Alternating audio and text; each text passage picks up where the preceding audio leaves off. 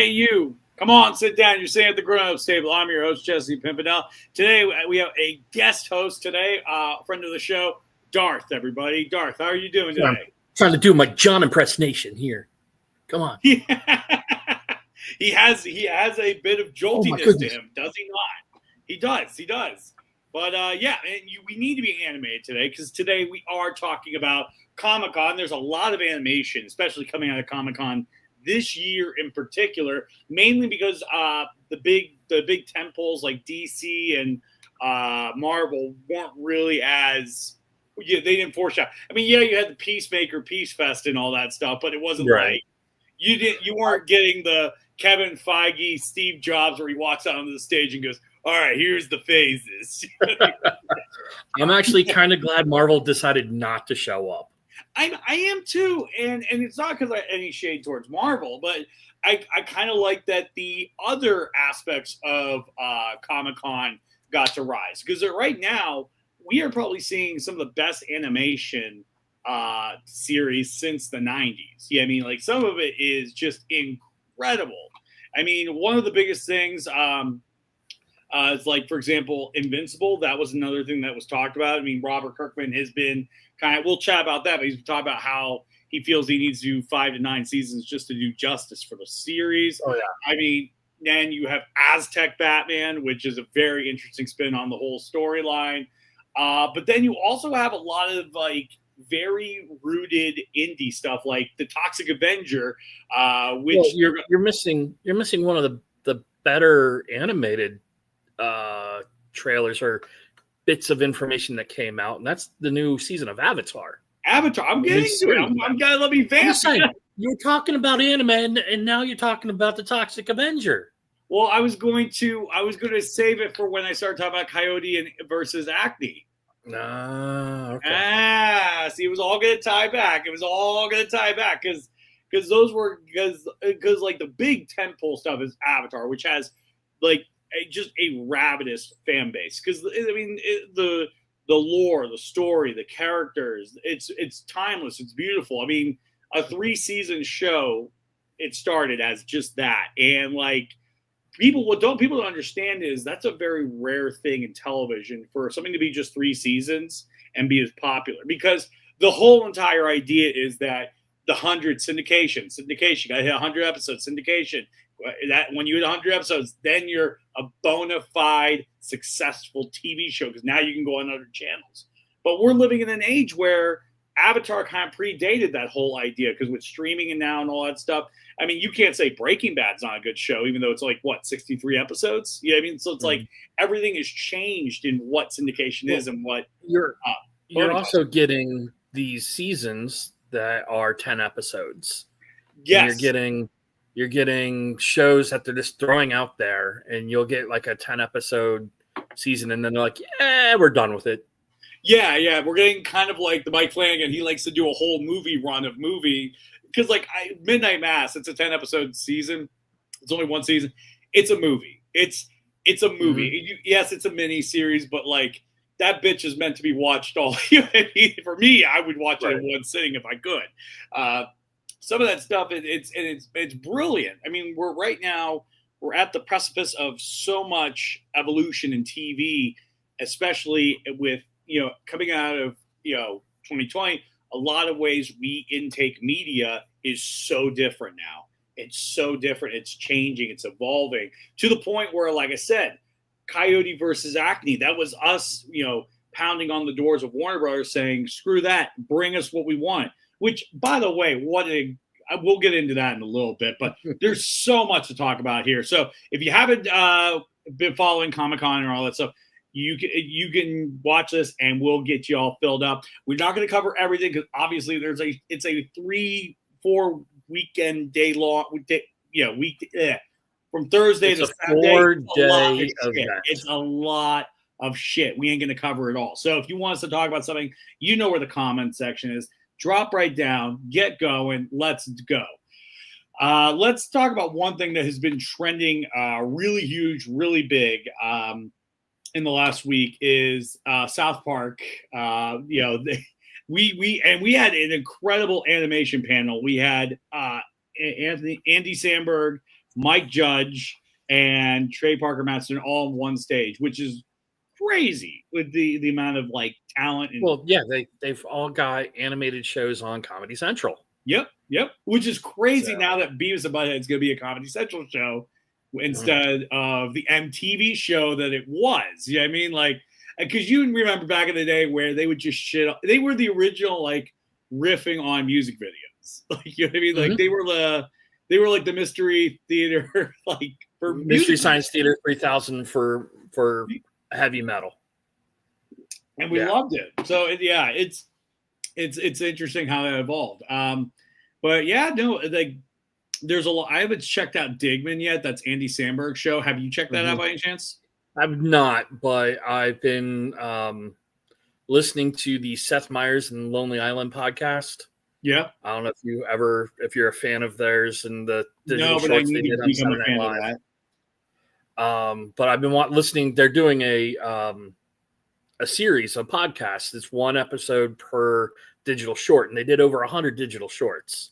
So they're a lot. And then this week they've been talking about Digman, but this week they talked about a movie I'm really looking forward to seeing come Friday, and that's going to be The Naked Gun. Naked Gun, yes. And so awesome. Yes, which by the way, here I'm going to throw that up as a topic because I want to talk about Naked Gun real quickly because boy, do I love me some Naked Gun. That is. I mean, some of the lines in that movie are just, they're fantastic. They're fantastic. Like I still love the one line where he goes, "Oh my God, it's the evidence from the Kilner case. Oh my God, he was innocent. He got the chair 2 weeks ago. Well, what am I doing with this?" He throws it away. You're like, oh my God. Like, well, I love the one clip where it's like, I see you've been in jail for manslaughter. Oh my God, yes. You mean manslaughter? That must have been one funny joke being there for so many years. I think what's going to make this movie so good is that they chose like him as a serious actor, which is what they did with Leslie Nielsen. You know what I mean? Like, the only thing I'm worried about is the one guy who plays the chief. I'm like, he's a comedian, but I'm trying to like put that out of the back of my head because he's done his drama. But it's like what made Airplane and all those movies good that the Zucker brothers did was the casting was as serious as a heart attack. Like there was no wink or nod to. I mean, there was a wink or nod to the camera at times when it was called for it, but it wasn't as. There was a difference between being very meta and then acknowledging the audience, like at rare times where it felt good. They like, let example, you connect everything. Yeah, like Igor from Young Frankenstein connects with the audience very rarely, but sporadically, and it feels great. It breaks the fourth wall, but not to the point where we feel it's a big meta joke. And I think, and that's the thing, like Naked Gun's it's not about being meta. It's about being parody. It's about being spoofed. They are literally living in the serious as a heart attack world. And I'm excited for it. I'm really, as soon as I saw Yet a Lonely Island director directing it, I was like, dude. Nick Kiva. Yeah. I was like, dude. Yeah, the stuff that he's done, because I don't know if he did the Chip and Dale movie. Yep, he did. Yep. The Rescue Rangers. He did, obviously, Pop Star, Never Stop Stopping, which is one of my favorite movies. Classic. And then Seth obviously is also another person. Yeah. No, this is what I love about this so much. This movie is if you've seen the other trailers and what they're doing a whole like, okay, here's what comedy was. They used to go to theaters and laugh. Like, did you see those trailers where it's like an informative like documentary? No, I've not seen dude, those. if you get after this, look it up. It's just Liam Neeson like, hi, I'm Liam Neeson. Long time ago, people used to go to movie theaters and laugh. Like he's explaining like because if you think about it, like there hasn't been big comedy movies. Like you remember that run between 2008 and 2005 and then to 2015 there was just boom every summer there was these big hit smashing comedies. You don't see that anymore. No, people. No. I think more people are afraid to make big comedies like this because it'll offend somebody. Yeah, and that's the thing. Like, you're going to offend somebody. As a comedian, I know this. Trust me, you're going to offend somebody by accident. It's going to happen. All right. The people being me, I know this also. I offend a lot of people. Here's the thing: if people know the intent, the smart people that understand intent, they'll understand and they'll let it go. The people that don't understand intent, the dummies of the world, they're just going to run right over it. They don't understand hyperbole. They don't take irony seriously. Like, for example, the whole what was that satirist's name? He did a thing called The Modest Proposal, and he was making fun of and this is like back in the 1700s, 1600s. I can't remember exactly, but he was saying, like, we need to eat babies. We need to feed the rich babies. That's the only way we can help the economy. And it's like, for those who understand the irony in that, he is obviously not saying that. But there are some people who will be like, he says we should eat babies. And it's like, no, that's the irony. That's the whole point. It's supposed to go, that's, But, and I think that's where I'm hoping comedy kind of comes back around and takes that turn and just don't care. Just don't care. I mean, I'm not saying go out and be malicious. I'm not saying go out and try to hurt people. I'm not saying that. What I'm saying is like, yeah, there's going to be people that are going to make jokes. Like, for example, like everybody's making fun of, I love this, and I'm a big mental health advocate, but everybody's making fun of Pedro Pascal and Vanessa Kirby on the red carpet every 5 seconds. And it's like, because like apparently like they're touching each other because he has social anxiety. Look, I have social anxiety, but Marlon, I have not put my hips on another woman in front of my wife. You know what I mean? Like, Sarah was literally like, wait, that's not his baby? Like, Sarah was shocked. She thought Vanessa Kirby was pregnant with Pedro's baby just by how they act. And like, no, I was like, no, they both have their respective spouses. And it's like, but my point is, it's like, anybody knows that what I'm joking about. I'm not making fun of people with social anxiety. I'm making fun of the extreme of this. You're making fun of the people that are making fun of the social anxiety because they don't exactly it makes them a little uncomfortable. So it just because just to crap on everything. Yeah, and Naked Gun, this movie obviously has a sense of humor for itself because it's like, are you telling me I can't break the law? Yes, we're going to arrest you. Who's going to arrest me? The police? Yeah. Like, I love like just how like absent like it's just so preposterous. So this is a movie that is it, and that's the way Naked Gun has always been. It's always been like that. Like even in the second movie where he gets the award from George Bush, where it's like for catching 100 drug dealers, and you're like, well, to be fair, the last 2 I ran over with the back of my car because I didn't see them, and luckily they were drug dealers. And it's like, yeah, there's this ignorantly dumb guy who's the star of the movie. It's not supposed to be like people I think forget in comedies that like you're not supposed to always like admire and like the people or look up to them. Like that's what makes it funny. Like that's why like It's Always Sunny in Philadelphia is so good. Like you're not supposed to admire any of those people. Like Frank Drebin, like he's a hilarious character, but you can't admire him. You can't. He does a lot of horrible shit. He does a complete like just an enormous amount of horrible shit, and it's like it's funny though. Talking about horrible and funny, let's go back to South Park. Yeah, let's go back to South Park. So this week, so everybody was waiting for this public appearance because so this week on South Park, they took a heavy hit on Trump and really laid into him in a way that the show has never laid into him. And it's compounded with the context of what's been going on outside the show, which the show had been held up because of the merger deal, which the FCC wasn't allowing. And so like this was them getting their money, securing their money, and then turning around and saying, fuck you guys. And which I loved. Which that is on brand for these guys 1,000%. To the you don't like it? Well, you can take us off the air, but we're still getting our $1.1 billion. Yeah. and they earned it, man. They earned it, and because they like what they did. I love they so basically Trump is the new Saddam for everybody who understands canon. He's the new Saddam essentially. He's banging. He's banging the shit out of Satan. He's threatening to sue everybody, and then to the point where South Park is making fun of Paramount and how they have to make more pro-Trump stuff, which they do. Which they have the one of 50 commercials they're going to release apparently. So, oh my god, that commercial is so it's disturbing. So good. It's so good. It's like it was, but like this is what satire is. This is, you know.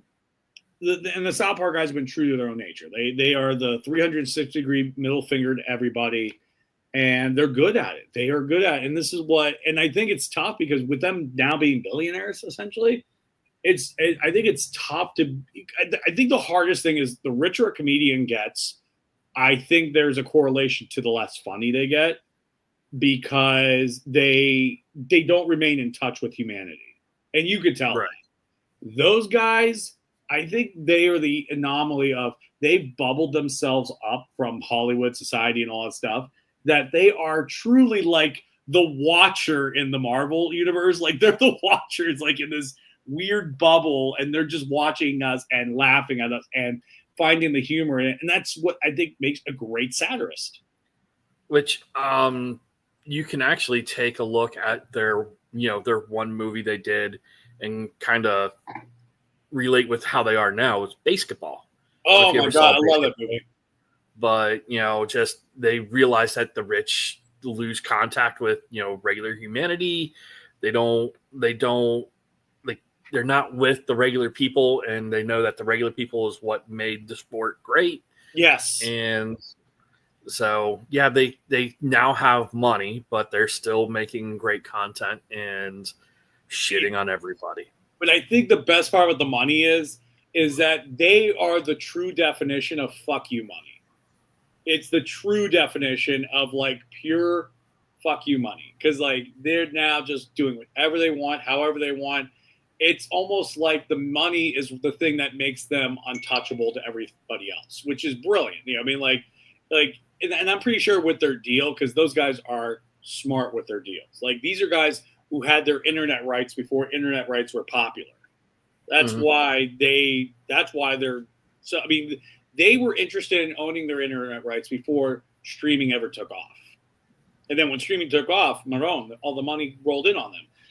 So I bet you there's a pay to play thing. So it's like if anybody gets mad at what they do and they want to quote unquote try to take them off the air, I think there's probably a hefty penalty fee to doing that. Oh, I'm sure. Bankrupt them. So I don't think, and I think they know that they played it so smart. And here's the thing, like this is why I think South Park, people are like, ooh, is this going to be like how Colbert went off? And here's the thing that's different about South Park. On top of the content and what it is and all that stuff, South Park is merchable as fuck. Merchable. I mean, they have tallies, they got action figures, they got pop figures, they got records, they got CDs, music, everything. This thing it's a cash cow. And with the two talents that they are, it's not, the milk hasn't dried up. The cow is still plump, and they're doing such a good job at it. All right. Well, anyways, let's change topics because yes, we want to move on to other topics. Let's go over to something a little bit more spookier, and we'll discuss that. So let's go over to Five Nights at Freddy's 2. Have you seen that by any chance? The trailer? I saw the trailer. Never saw the first movie. As you know, yeah, I don't like horror. I know. But here's the thing: you might like it because it's gay. Yeah, there's certain things, and we're going to talk about another movie by Stephen King that's coming out, which I will definitely be seeing. It's kind of The Long Walk. But yeah. But this I kind of like. It's Five Nights at Freddy. There was a Nicolas Cage movie that's kind of like Willy's this. Wonderland. Yes, I love that movie. So much. So eventually I'll probably see Five Nights at Freddy, and it looks like it's just going to be some stupid, campy horror flick. I think it's a much more PG version of Willy's Wonderland. I will say that I prefer Willy's Wonderland over, which is weird. Oh, I'm sure. It's like I prefer the knockoff to the original, and I think the reason why is because they just didn't go hard in the paint like they were promising. But the next movie they have Matthew Lillard and Skeet Ulrich reuniting, so hopefully we'll get to see something for. I mean, especially for Scream fans, they'll love that. But I think basically this is another Comic Con thing where there's tons of lore, there's comic book, there's movies, there's like fanfic, animation, everything. There's merch out the wazoo, dude. I remember we did a Five Nights at Freddy's show 2 years ago. I never knew how much lore was out there because I'm just thinking like, oh, it's just the games. It's just the games. No, there's comic books, there's novels, this is like kind of like Star Wars, like how it's like, oh, you only think there's the 3 original trilogy movies before, and then it's like, oh, there's a shit ton of things before Phantom Menace, my friend. And this is kind of that. It's like, wow, okay. So yeah, no, it's really good. Here's something that's a little less horror-y. I'm not sure if you're familiar with this. Have you checked out anything for the Toxic Avenger? I did. I saw the transformation scene for Peter Dinklage. I did not know this movie was coming out. This movie, I did. This movie was getting buried because it was like unreleasable to everybody's. But I think a lot of these now we're seeing a lot of homegrown movies that are not rated getting to theaters and making a lot of bucks. I think that's what breathed some light into this movie. Because have you ever seen the original Toxic Avenger? Yeah. I'm friends with John. Of course, I've seen it. It's like a prerequisite. You have to see this movie. I hung out. Well, he would be jealous of me because I was at Traumathon this year. My friends, they were in Trauma films with Lloyd Kaufman, and I got to meet Lloyd Kaufman and everything. So did he. He has pictures. Yeah, one of the cool things was at the Traumathon, they got to release the original cut of the second and third movie back to back, called Mr. Melvin. So yeah, it was kind of interesting. So it was like kind of interesting to see the actual version of what that movie was supposed to be versus what it was. But anyways, yeah, they were talking about this movie and like how much they wanted to see this, how much they wanted this to read like, because it is a crazy cast. Like, yeah, Elijah Wood plays a juggalo. Yeah, I saw that. Yeah, which I know after Lord of the Rings, he did a bunch of horror movies, which fantastic horror movies. His remake of Maniac, go see it. It's brilliant. The whole movie's in POV, and I thought I would hate that, and he understands horror to the point where I'm like, no, this is good. Yeah, Elijah Wood, Kevin Bacon, Dinklage. I mean, like, what? Like, it's but I love that they didn't like recast him when he becomes the monster. I like that it's actually him as monster, as the Toxic Avenger. I thought that was so cool. But yeah, no, like, but like it was kind of cool. This is one of the reasons why I was so happy that Marvel wasn't there, because Marvel didn't overshadow all these kind of smaller projects that are very niche. Because Jesse, if Marvel was there, you know what we'd be talking about right now? The 7 seconds of footage that had Robert Downey Jr. in the Doom armor, and he took his mask off for the first time, but didn't show his face. Didn't show his face. We break down that trailer, that 7 seconds. We break it down for a half hour. Look at the veins on his hands. Right. Like, oh my God. And if you look, that green is actually representative of this, which could mean this, which could lead to this. The Silver Age. Yeah. I love Marvel. But yeah, but no, it's like it's kind of cool. Like we get to see the lesser known superheroes and all that stuff. So I'm excited to see this movie, especially because I like trauma films. Trauma films have given birth to so many of what we love because like without Toxic Avenger, without Trauma, you wouldn't have like things like James Gunn making Superman. You would not have that because James Gunn got to start with them. The South Park guys did Cannibals the Musical before they got South Park. You know, it's like it's so crazy. Like all the people, if you ever get bored, if anybody ever gets bored, look up Trauma and look up like all the people who came from there. It is kind of disgustingly wild. Like you're like, what? That was that person. Like, did you know Marissa Tomei was in the original Toxic Avenger? I did actually. Yeah, it's like little things like that. It's like, well, you're like, what? It doesn't even look like her. It doesn't even look like her. All these directors and actors and everything that grew up on these wonderful B movies that Trauma did grew up in, like you said, James Gunn, all these guys to get a lot of, their influences, and it's going to, just expand from there and just be awesome. Yeah. And like, it's so funny because like Toxic Avenger, another thing about the fourth movie, it's Stan Lee opens it up. So like these were like the original comic book movies, quote unquote comic that weren't afraid to be comic book movies. Because now we're getting into the generation now where superhero movies aren't afraid to be superhero movies. Like how many years did it take until we saw Wolverine in his outfit? You know what I mean? Like stuff like that. Like now, like especially the new Superman, like how much that embraced the fact this is a comic book world. Like, oh yeah, like a billionaire, a guy like Jeff Bezos has a kaiju monster. Why? Fuck you. That's why. Okay, because it's the world we're in. Of course, go back and look at stuff before the MCU, even the Marvel movies. Blade didn't want to be known as a Marvel franchise. This is the vampire movie. They didn't code it as Marvel Comics presents. That was Blade by Marvel. Yeah.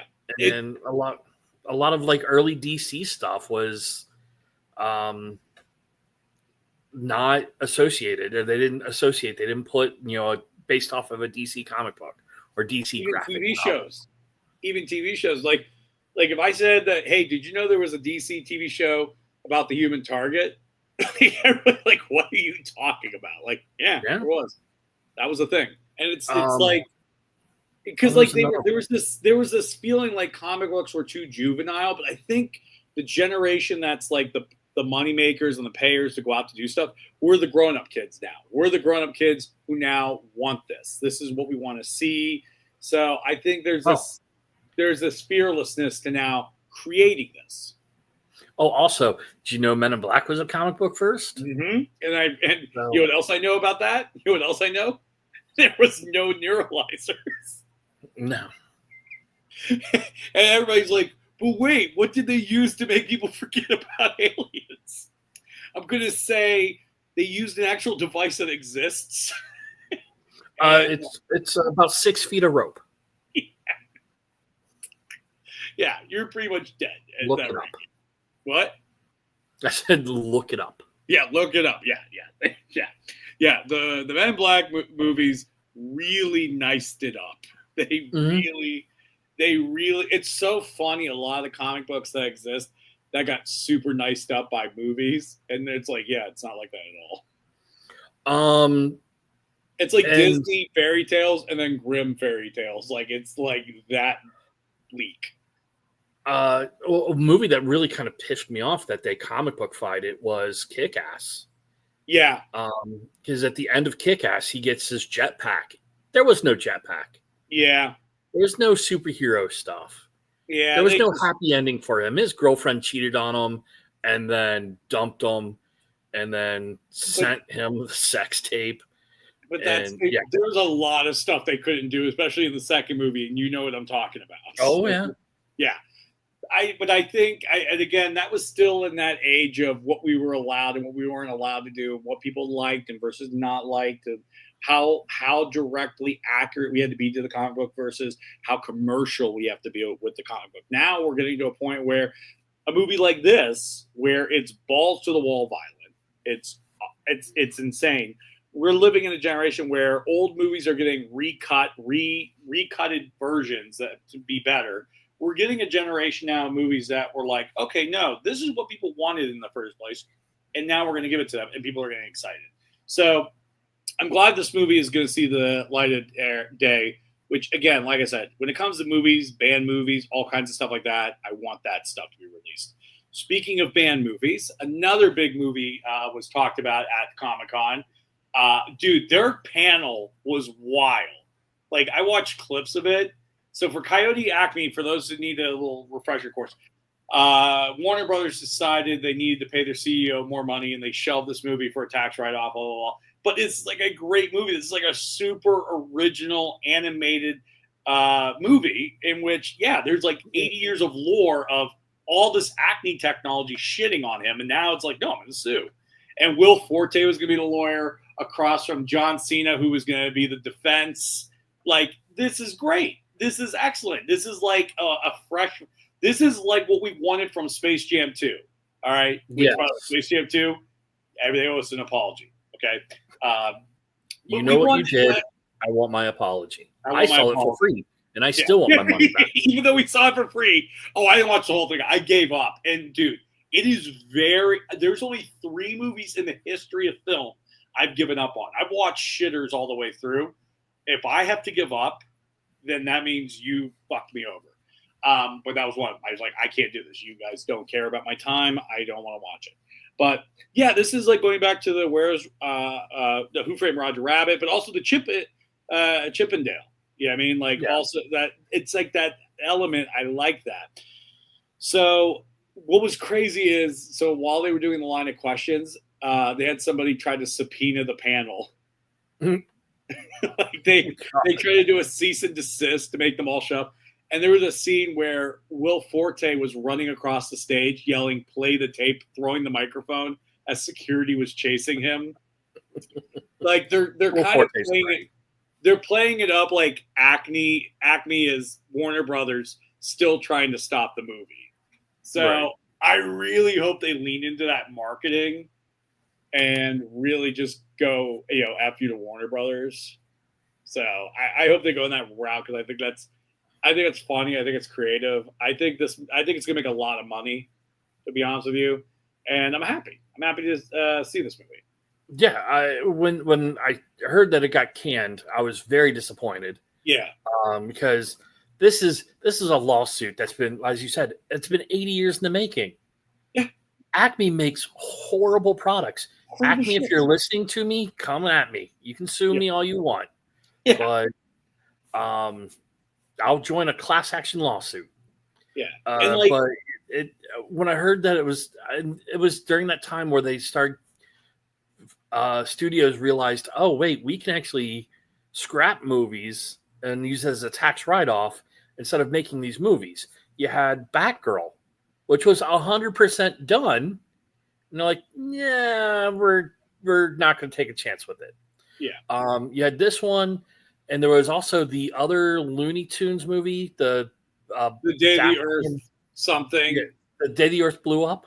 Yeah, that also was canned, and this company that picked up this one picked it up as well. I think it's called Ketchup Films or something like that. Yeah, yeah. So I thought that was cool. We need more studios like that to have balls to release movies that won't make 6 times the net value, or they won't gross so much money.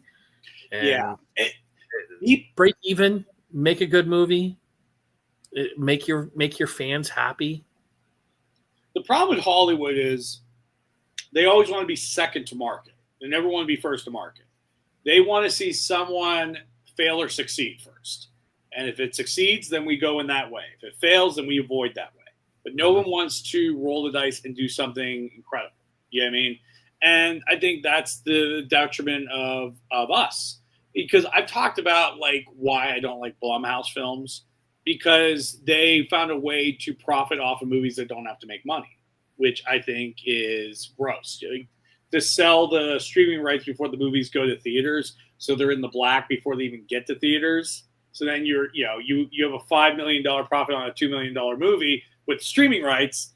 Who gives a shit what the ticket sales do? And it's like, so now you just groomed us to go to the theaters, watch a shitty movie, and then people are like, why don't people go to the theaters? Because we invested in a movie that you knew was shitty that you already made money on the back end with. It's and I also know that in 3 months or even 2 months, it's going to be on streaming.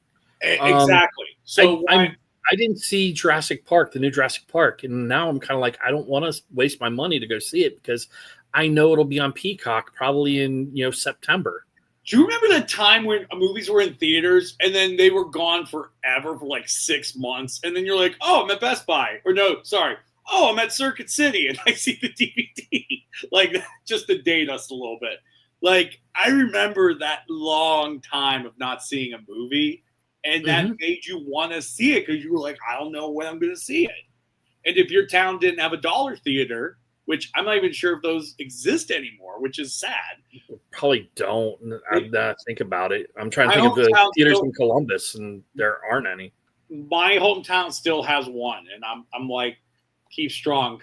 I think in Marion there's a drive-in still. Oh, I love it. I love a drive-in.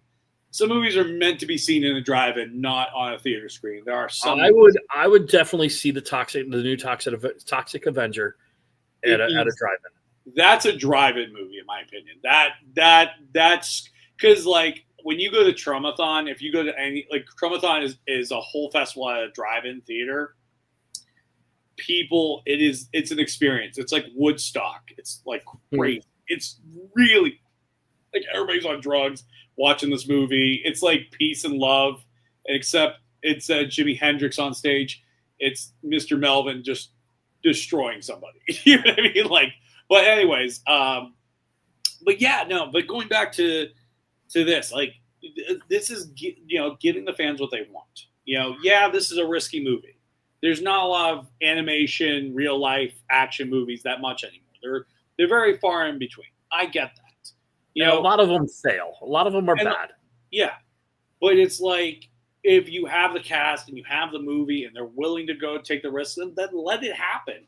And I think that's a thing. That's why like A24 and like all these other small movie studios are growing really big. I mean, hell, people forget Lionsgate was considered like a small independent theater studio at one point. But they took a lot of crazy risks with a lot of crazy good movies. And now they built their IP up, and their IP is insane. So it's like, that's how you're going to build your repertoire. That's how you're going to build your studio. That's how you're going to get people to come back to theaters. Because if you're not giving people the experience, they're not going to want to go see the movie. Because as you said, I can wait 2 months. It'll be on Peacock. So yeah. But anything else you want to say about this film? I'll see you in 2026 when it comes out. Hell yeah. No, I'm going to definitely be in theaters to see this.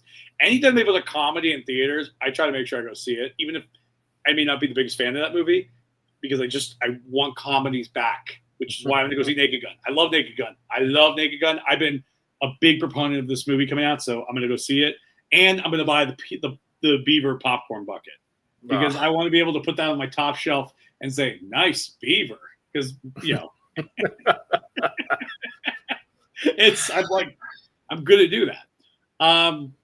But yeah, speaking of this movie, Coyote and versus Acne has there's a star in this movie that actually is the star of the other TV show we're going to talk about, Peacemaker Season 2. Now, this show, I say, has the most eyes right now for DC. Because apparently James Gunn has promised this show is going to do two things. Number one, we're going to kind of more or less know what the Thanos situation is. And number two, we're going to know what is and what isn't canon. There's going to be a more definitive answer. But they're saying that it's not exactly going to be as simple as saying there's a multiverse. So they're going to play with parallel dimensions in that sense, if you've seen the trailer. Have you seen the trailer? I have seen the trailer. What are your thoughts? It would be an interesting way to explain what's happening. Because that was my major concern is after seeing season 1, the very end, you see him carrying the girl and all the Justice League shows up. Yeah. And you don't get to see the big three. Wonder Woman's kind of grayed out, and same as Superman. But you see Momoa, you see Miller. I think you see Cyborg, and he's like, "Where were you guys?" And now, if he's going to be in this new James Gunn universe, how the fuck did that happen? Yeah, it's going to be. This is apparently, he says he's had a way to explain it, and like I said, I for one, I believe it. I still think it has everything to do with that animated movie, The Crisis on Infinite Earths. I think it has something to do with that. That's what the running theory is for how that ended. I just think he jumps into the alternate reality, kills that Peacemaker, and that alternate reality is the new DC universe. Yes, or maybe this is happening at the simultaneous moment that it's happening, and we have the new world immediately afterwards. So, basically, the one thing I appreciate is they seem like they have a plan, which is what we want. I think that's what we've been wanting for so long, is just a plan, storyline to go in a certain direction. Because, like I said, I feel that's one of the things where Marvel lost their way. Like, I feel like each phase hasn't had a narrative. As before, phase 1, 2, and 3 had definitive narratives. Bringing them together, fracturing them, falling apart and coming back together. And then the fourth one I call the eulogy. That's phase 4 is a eulogy. Then phase 4 is, like, hey, we got it. Phase 4 is what Spaceballs fans call the search for more money. The search for more money, yes. They needed to fill out Disney Plus. They needed to have so much content.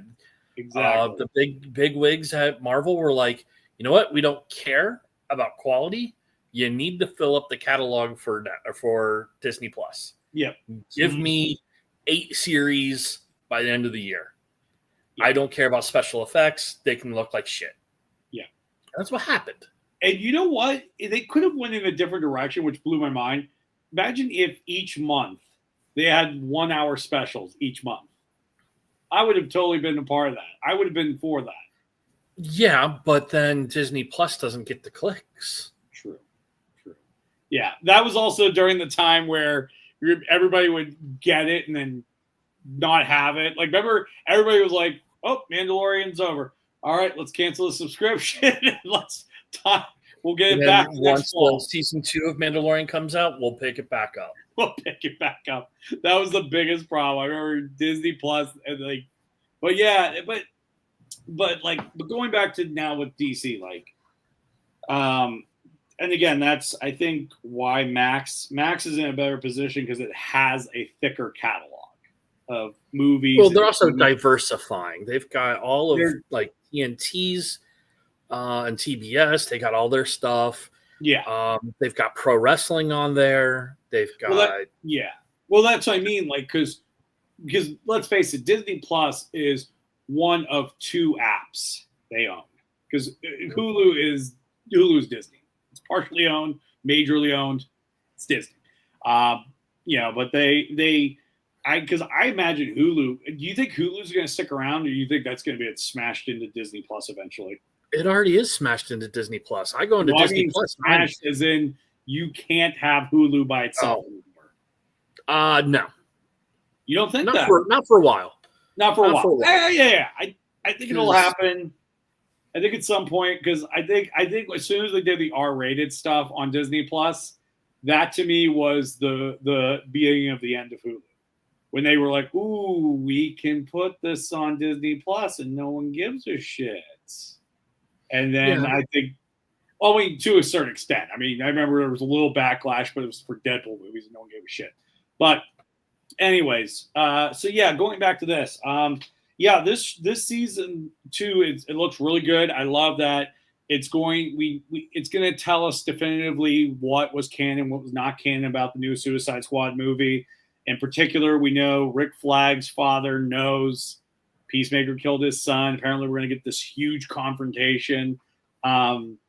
I like that we're still playing. I still like we're still playing up that, even though he just saved the world, he's still a douche to everybody, which I'm glad they kept that. Like, you have to, he cannot not be a douche. He needs to be a douche. I do like Jim's comment here, where it's like 2 subscriptions. Hulu isn't going anywhere. Yeah, but what if they bulk that thing up? You never know. Yeah, but they can.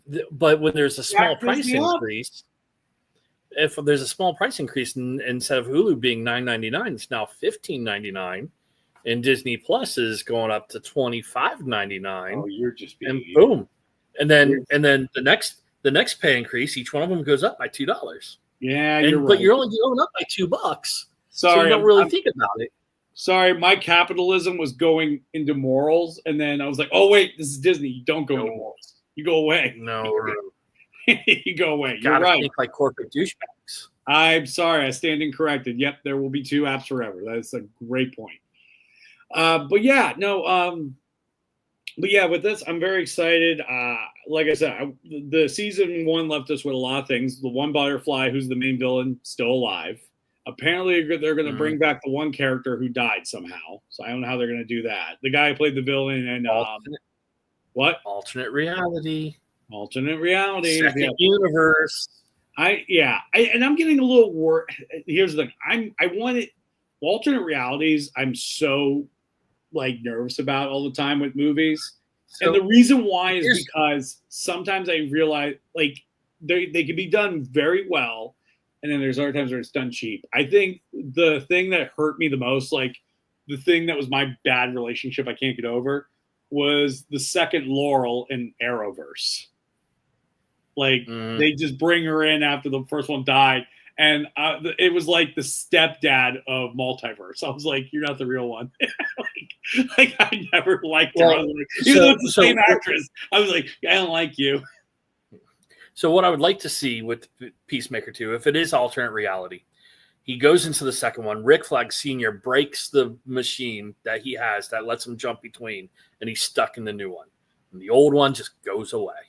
You think it's that cold? It'll do that? Yeah.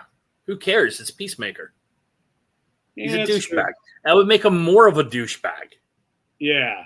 Because now he's pissed that he can't get back to his own reality, and he's going to go out and try to find people to get back to his own reality. He'll find out that Lex Luthor accidentally created a pocket universe. And he's like, well, if he can do that, maybe he can get me back into my own reality. Oh, I see what you're saying. I thought you meant forever he'll never go back to his reality. You never know. He could do that too. He could accidentally blow up his own reality. Yeah. With his appearance in Superman, it complicates it, though. Does it, though? I mean, yeah. I mean, because then, what was that our Peacemaker, or was that the new DC Peacemaker? We'll find out in Peacemaker season 2. I know. And this is what they want. This is the conversation they want us to have, so that we end up watching it. I know. I'm impatient as shit. I just want to watch it. I'm ready to go. Just know that it's on Max, so it's going to be weekly. I know they're not gonna Netflix it and go, here's the whole series. But dude, no. I kind of miss that. I miss that so much. Do you remember when Netflix used to do it with the Marvel shows, and there'd be a weekend where it crashes, the whole app crashes? As much as that sucked, I miss that. I remember watching Luke Cage, and then the whole app crashes. You're like, what the fuck? And it's as everybody is watching this show all at once. I prefer episodic. I know. Because if you have episodic, we can have these conversations. Episode 1 comes out, and now we have a week to discuss and plot in our head what's going to happen next week. And then next week happens and it doesn't happen. It goes a totally different direction. Then the next week, we get to have this conversation all over again. But now with binging, you get to watch all 8 episodes, and then you go find your buddy who hasn't had a chance to go watch it because they've got kids and responsibilities. And then 3 months later, they finally watch it, and they're like, hey, do you remember this part? And you're like, no, because I watched it all in one sitting. Yeah, that's true.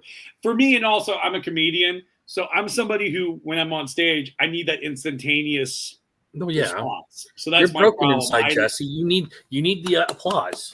I need to have that. Oh, there it is. There it is.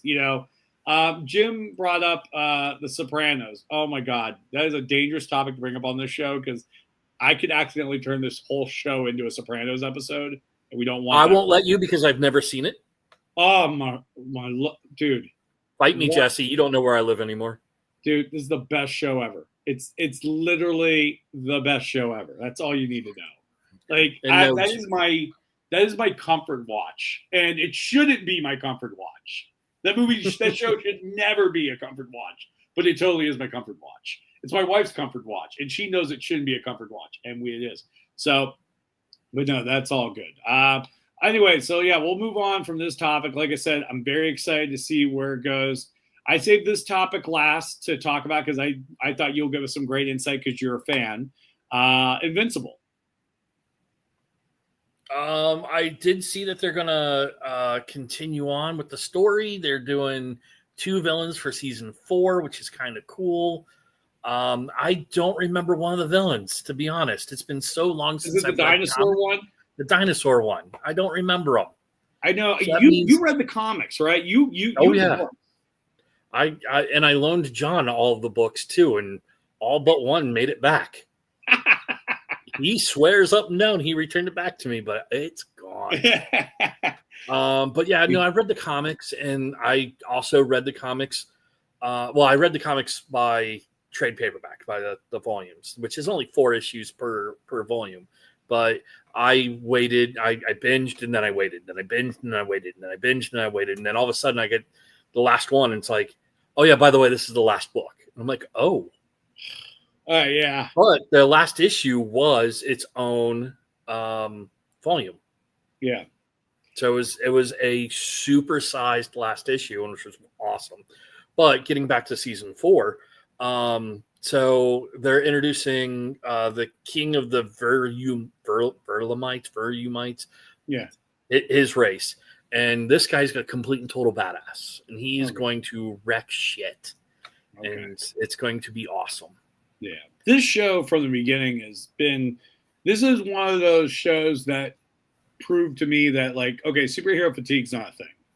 If you write a good story, what I mean by that is, again, let me preface. Well, we talked about this last week, Jesse. Marvel fatigue is a thing. Yeah. Superhero fatigue is. If you write a good story and you give a shit about what your fans are consuming and you make a good story, people will flock to it. People will go to it. People want to watch, because like seeing that, like build the father up as this Superman of this universe, and then the last minute to have him like wipe out everybody. And I know in the comic book it's the other way around, but to do it, if I remember correctly, he's viewed as a superhero, and then his son gets his powers, and then he finally turns. Oh, okay, yeah. I thought in the comic books, like, you knew immediately. No, it's in like the first like 4 issues. Okay. They did it very quickly, but they really, in the first 4 issues, they built him up very quickly as he is the Superman of this universe. Yeah, he's not part of the government agency. He's just him. He's a free agent, and then and I think that's what blew my mind at like how good, and it kind of was made it seem like Seth Rogen was going to kind of become this new Kevin Feige of these offbeat comic book things. I mean, like, he was kind of pulling together. He had The Boys, and then he had this show. Like, it was kind of, and then he did Teenage Mutant Ninja Turtles. I was like, I kind of like this. I kind of like he's getting all the comic books that don't have these tent poles and putting them out there and making bangers all the way through. And like, because what's so good, I think what's so hard about animation sometimes is connecting emotionally with these characters, which they have no issue with these. Mm-hmm. Yeah. And Robert Kirkman, the guy created it all, knows how to tell a really good story. He does. And he knows how to tell it in a comic book format as well. Because the other series that Kirkman wrote, The Walking Dead. Yes. Now, you talk to people who only watch the TV series, and they're like, oh, it was good until season 7. And then it just got bad. You talk to the comic book readers who read it first and then watched it, they loved it all the way through, because season 7, that's when Negan showed up, and there was just like they kept confronting Negan and losing, and Negan made their lives a living hell. In the comic books, that's exactly what happened. Yeah. And Kirkman told that story so well. And you got to feel bad for our team, Rick and his gang, and made Rick overthrowing Negan so much better. And it was a year-long story. It was, every month you got a new book and you read it and you're just like, when can we get this going? When can we do this? And it's just, you're living in this agony, but you knew eventually it was going to be better. And for TV viewers, they don't want that. They want the, the good guy to win instantly. You can have 2 episodes of the bad stuff, but then let's move on. No, you got to show the year of hell. Yeah, which I have no problem with that, but hear me out real quick. Do you think there was a negative effect because some episodes felt like filler, and then then it felt like they weren't killing people anymore? Yeah. There was. I felt that way from the very beginning because, like, season 2, part 1 was all filler. Yeah, it was. Yeah. I would say, here's the thing. I would call that even good filler, because I remember the one episode where the one woman goes to this random island where it's pretty much Themyscira, and it's an all-female community, and then they did nothing more with that. Like, she goes there, it's great, and then she leaves, and they did nothing with that. And that stuff like that bothered me, because I was just like, I waited all week to watch this. And then it's kind of like the one episode they did with Stranger Things where 11 goes to Philadelphia, and then they never talk about it ever again. And it's like episodes like that will drive me nuts. Well, you can see if it's a kind of like a backdoor pilot, because there's a lot of shows that do backdoor pilots. Which I'm okay with that. I'm okay so with that. So that might have been trying to do a backdoor pilot. Who knows? And it just didn't take off. Maybe. But no, in the comic books, season 2, part 1, those 6 episodes that they did was basically an issue of the book.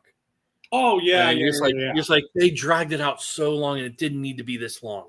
Like, it took, but look how fast Shane gets in the comic. Yeah. Well, AMC really liked the fact that season 1 did so well. So, like, can you do season 2 but with half the budget? And they're like, sure. So that's why it was all set at the farm. So they didn't really have, and then they got fan backlash, and people were still watching it, but they were like right on the bubble. So they're like, all right, let's give them a little bit more money and let's move the story along. Yeah. So, but yeah, there was a lot of filler episodes, and that's just because, well, people want more money. Yeah, no, because I got to get that. But it's not just with The Walking Dead. Lost. Oh no.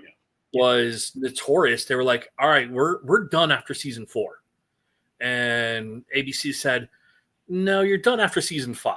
Make it work.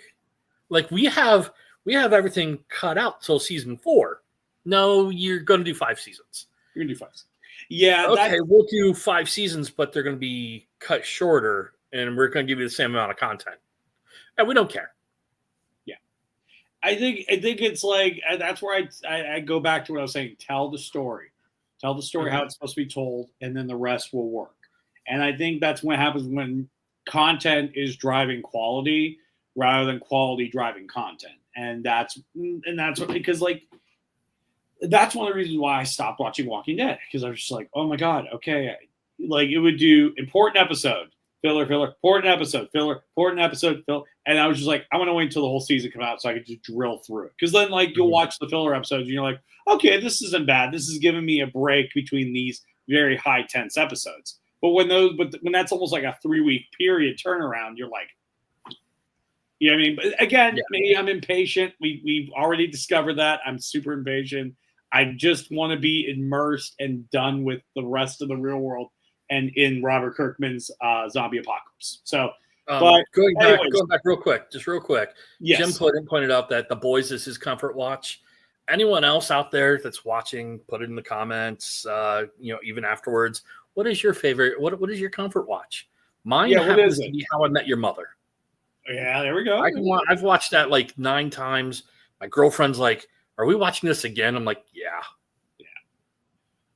The Boys used to be my comfort watch, and now it gives me anxiety. Like now they're very prophetic at times. I'm like, ooh, like your show shouldn't be aging this well.